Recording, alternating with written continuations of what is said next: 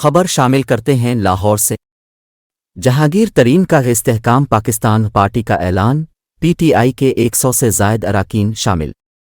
جہانگیر ترین نے استحکام پاکستان کے نام سے نئی سیاسی جماعت کے قیام کا اعلان کر دیا، جس میں پی ٹی آئی کے 100 سے زائد سابق اراکین قومی اسمبلی اور رہنما شامل ہوئے ہیں۔